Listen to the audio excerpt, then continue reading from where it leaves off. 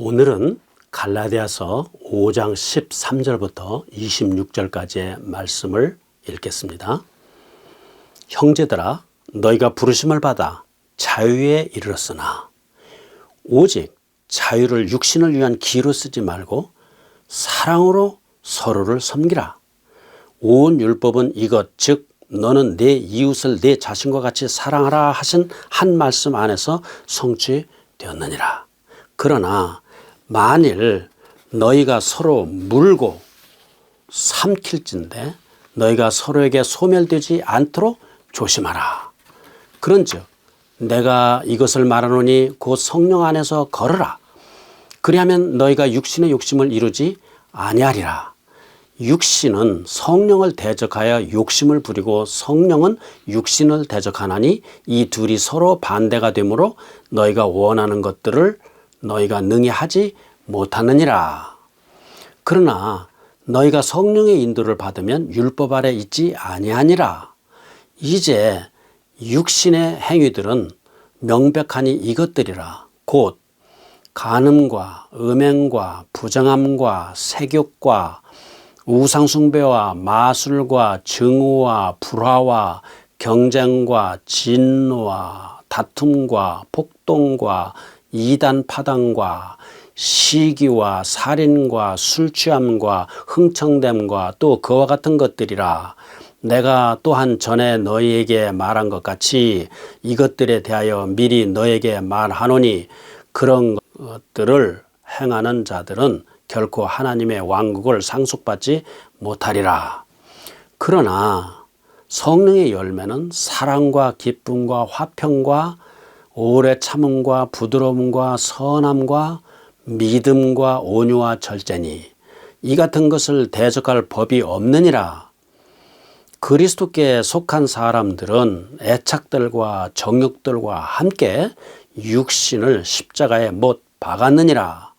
만일 우리가 성령 안에서 살면 또한 성령 안에서 걸을지니 우리가 헛된 영광을 구하여 서로 노엽게 하거나 서로 시기하지 말지니라. 오늘은 갈라디아서 5장 13절부터 26절까지의 말씀을 중심으로 자신의 연약함에 연연하지 말고 하나님의 능력에 의지하십시오 라는 제목으로 말씀드리겠습니다. 주님께서 주신 자유를 누리되 우리가 조심해야 할 바는 무엇일까요? 자유는 좋은 것이지만 그 반대편 끝은 방종입니다. 방종으로 흐르지 않도록 조심해야 합니다. 사람들은 방종한 삶을 살다가 오히려 방종의 노예가 되는 경우가 많습니다. 자신이 선택한 죄와 미련한 행위의 결과에 지배당하는 것입니다. 어떤 때는 그 영향이 너무 커서 상처가 평생 가기도 합니다. 내 마음대로 살아보겠다라는 인생관은 자유가 아니라 또 다른 형태의 속박일 뿐입니다. 우리가 균형 잡힌 삶을 살려고 하면 지혜와 절제가 필요합니다. 나아가서 성령의 능력을 힘입고 말씀에 순종하는 삶을 살아야 합니다. 5장 13절 14절을 다시 한번 보겠습니다. 형제들아, 너희가 부르심을 받아 자유에 이르렀으나 오직 자유를 육신을 위한 기로 쓰지 말고 사랑으로 서로를 섬기라. 온 율법은 이것 즉 너는 내 이웃을 내 자신과 같이 사랑하라 하신 한 말씀 안에서 성취되었느니라. 그리스도께서 우리에게 주신 자유는 그분이 손수 감옥문을 여시고 우리를 손잡아 이끌어내신 후 그분의 뜻에 순종하도록 하신 것입니다. 그분은 진리시기 때문에 그분을 아는 것이 자유를 얻는 길입니다. 그리스도인은 어떤 사람들입니까? 그리스도인은 정죄함에서 벗어나 성령을 따라 걷는 사람들입니다. 그리스도인은 죄에서 해방되어 의의 종이 된 사람들입니다. 그리스도인은 그리스도 안으로 들어와서 교회의 공동체를 이룬 사람들입니다. 그리스도인은 그리스도 안으로 들어와서 그리스도의 형상을 닮아가는 사람들입니다. 우리가 옛 생활에서 벗어나 그냥 있는 것이 아니라 새 삶을 살도록 이끄시는 주님의 손을 잡고 가는 것입니다. 13절을 보면 바울은 주 안에서 얻은 자유를 육신을 위한 기회로 쓰지 말라고 말합니다. 율법주의자들은 율법이라는 생활 원리가 없으면 사람들이 방종해질 것을 우려했습니다. 그러나 그리스도인의 자유는 악하고 이기적인 육신의 욕심에 빠져도 되는 그런 자유는 아닙니다. 여기서 육신이란 인간의 타락한 본성을 가리킵니다. 인간의 본성은 자기중심적으로 구부러져 있어서 죄를 짓기가 아주 쉽습니다. 우리의 육신은 죄로 이끌리는 본능적 성향이 있습니다. 그러므로 우리는 자유를 남용할 기회를 우리 육신에 주어서는 안 됩니다. 다시 말씀드리면 하나님의 은혜를 죄의 구실로 이용하면 안 됩니다. 하나님의 은혜를 유혹과 죄의 기회로 이용해서는 절대로 안 됩니다. 은혜와 자유를 전하는 것이 곧 무법과 방종을 전하는 것은 아닙니다. 바울은 우리가 죄의 세력으로부터 해방되었다고 말합니다. 하나님은 죄를 용서받은 우리가 다시 죄의 노예 생활로 되돌아간다면 결코 기뻐하지 않으실 것입니다. 14절을 보면 어둡고 수치스러운 죄의 압박에서 해방된 우리는 오히려 사랑으로 서로 섬기라는 부르심을 받아들여야 합니다. 사랑으로 다른 사람들을 섬기면 우리는 자기중심적 사고로부터 해방됩니다. 사랑은 우리를 예수 그리스도의 형상으로 변화시키는 능력이 있습니다. 사랑은 율법을 초월합니다. 사랑은 죄로 끌고 가려는 우리의 본능적 성향을 제한하고 무력하게 만듭니다. 율법주의와 방종을 피하려면 사랑으로 섬기는 삶이 필요합니다. 그래서 바울은 말합니다. 온 율법은 내 이웃을 내 자신과 같이 사랑하라 하신 한 말씀 안에서 성취되었느니라. 그는 또 율법 안에 여러 명령들이 너는 내 이웃을 내 자신과 같이 사랑하라 하신 이 말씀 안에 간략하게 들어있다고 했습니다. 여기서 바울이 말하는 사랑이란 일시적 감정에서 나오는 사랑도 아니고 어떤 대가를 바라는 사랑도 아닙니다. 바로 하나님이 우리에게 자기 아들을 주심으로 표현하신 그 사랑입니다. 이 사랑은 보답이 없어도 계속 주고 또 주는 아가페 사랑입니다. 15절입니다. 그러나 만일 너희가 서로 물고 삼킬진대 너희가 서로에게 소멸되지 않도록 조심하라. 여기서 바울은 이기적이며 방종하는 삶을 사는 사람들에게 경고합니다. 서로 도와주기는커녕 헐뜯고 이용만 하면 서로 망합니다. 육신을 따라 사는 삶은 비참할 뿐입니다. 16절에서 18절까지의 말씀을 읽겠습니다. 그런즉 내가 이것을 말하노니 곧 성령 안에서 걸으라. 그러면 너희가 육신의 욕심을 이루지 아니하리라. 육신은 성령을 대적하여 욕심을 부리고 성령은 육신을 대적하나니 이 둘이 서로 반대가 되므로 너희가 원하는 것들을 너희가 능히 하지 못하느니라. 그러나 너희가 성령의 인도를 받으면 율법 아래 있지 아니하니라. 여기서 바울은 우리의 죄성 혹은 옛 성품과 성령의 활동 사이에 치열한 싸움이 있음을 표현하고 있습니다. 대책 없이 악하게만 한 우리의 죄성은 불의로 치닫지만 성령은 우리를 순종과 의의 길로 부르십니다. 그리스도 없이 살던 우리의 옛 성품, 즉 육신은 불의가 많아도 그것을 지적하고 자제를 촉구할 존재가 없었습니다. 16절에 보면 통제권을 가지고 순복을 요구하는 성령께서 따라오라고 하십니다. 우리의 악한 소욕과 성령의 소욕은 서로 조화를 이룰 수 없습니다. 이와 같은 내면의 전쟁에서 우리가 성령의 능력으로 살면 육신에 빠지지 않습니다. 개신교의 종교개혁가 장 칼뱅은 이 관계를 다음과 같이 표현했습니다. 싸움이 없이는 영적 삶이 유지될 수 없다. 인간의 본성에는 성령께 불순종하고 반항하는 마음이 팽배해 있다. 그러므로 성령께 순종하려면 전력을 다하여 수고하고 싸워야 한다. 우선 자기를 부인해야 한다. 예수님께서도 나를 따라 오려거든 자기를 부인하고 라고 말씀을 하셨는데, 이것은 자기 부인이 안 되면 순종이 어렵다는 것을 의미합니다.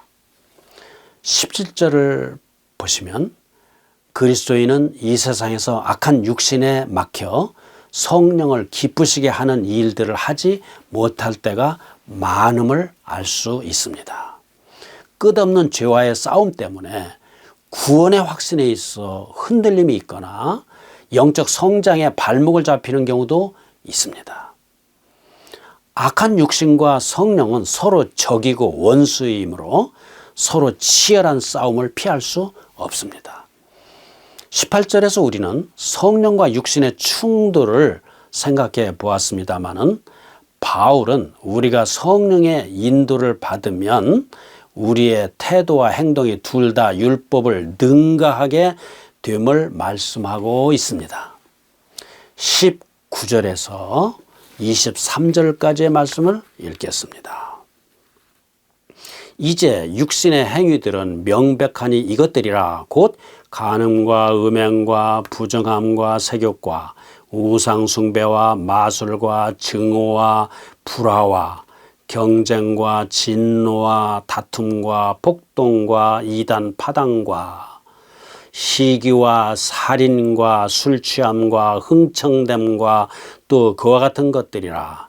내가 또한 전에 너희에게 말한 것 같이 이것들에 대하여 미리 너에게 말하노니, 그런 것들을 행하는 자들은 결코 하나님의 왕국을 상속받지 못하리라. 그러나 성령의 열매는 사랑과 기쁨과 화평과 오래 참음과 부드러움과 선함과 믿음과 온유와 절제니 이 같은 것을 대적할 법이 없느니라. 바울은 서로 대주를 이루는 두 가지 그림을 제시하고 있습니다. 하나는 육신의 행위들이고 또 하나는 성령의 열매입니다. 그는 육신의 행위들에 대하여 아주 구체적으로 나열하면서 17가지, 아니 그 이상 얼마든지 더 나열할 수 있다고 말합니다. 바울은 또한 이런 육신의 일들을 행하는 자들은 결코 하나님의 왕국을 상속받지 못하리라고 말했습니다. 이 말씀은 무슨 뜻일까요? 이런 죄에 빠지면 구원을 잃어버린다는 뜻입니까? 그렇지 않습니다. 육신의 일에 빠져서 그것이 습관처럼 지속적으로 나타날 때 그는 자기 속에 성령이 없기 때문입니다. 하나님의 영이 없는 사람은 영생도 없습니다. 바울은 지금 질투의 문제가 있는 성도나 욱하는 기질이 있는 사람을 말하는 게 아닙니다. 생활 방식 자체가 육신의 일에 고질적으로 지배당하는 사람들을 말하는 것입니다. 바울은 이런 추한 목록을 사람이 구원받았는지 여부를 가리는 기준으로 삼고 있는 것이 아닙니다. 우리도 실패한 날이나 그런 기간에 발각된다면 모두 시험에 탈락할 것입니다. 그리고 남들은 우리를 하나님의 나라의 바깥에 있다고 판단할 것입니다. 그보다 바울의 요지는 뭐냐? 이런 것입니다. 그런 죄의 생활 방식은 그리스도를 모르는 사람들의 모습입니다. 그렇다면 이미 성령을 모신 우리는 얼마나 더 그런 습성을 피해야 하겠습니까? 성령을 모신 우리는 나쁜 일을 피하는 정도가 아니라 전혀 다른 특징을 보여야 합니다. 바로 성령의 열매입니다. 바울은 이런 선한 행위들을 성령의 일들이라고 하지 않고 성령의 열매라고 단수로 표현했습니다. 중요한 의미가 있습니다. 9가지 성령의 열매들은 한 송이의 포도처럼 단일체입니다. 또 이런 특성들은 모든 그리스도인에게 나타나야 합니다. 은사는 교회의 필요에 따라 사람마다 다르게 주어지지만 그리스도인들이 성령의 능력으로 행하면 이런 성령의 열매의 특성들이 일제히 흘러나옵니다. 23절에서 성령의 열매를 대적할 법이 없다고 했습니다. 우리가 성령으로 살아가면 율법이 우리를 정죄할 수 없습니다. 우리가 늘 이런 덕목을 실천한다면 상황마다 법 규정을 따질 필요도 없습니다. 24절, 25절을 읽겠습니다. 그리스도께 속한 사람들은 애착들과 정욕들과 함께 육신을 십자가에 못 박았느니라. 만일 우리가 성령 안에서 살면 또한 성령 안에서 걸을지니.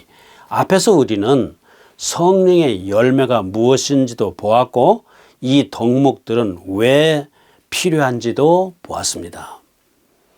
이제 우리의 몫은 육신의 소욕을 멀리하고 성령의 열매를 맺기 위해서 어떻게 살아가야 하는가입니다. 바울은 25절에서 그 방도를 제시합니다. 그것은 그리스도께 속한 사람들은 애착과 정욕과 함께 육신을 십자가에 못 박았다입니다.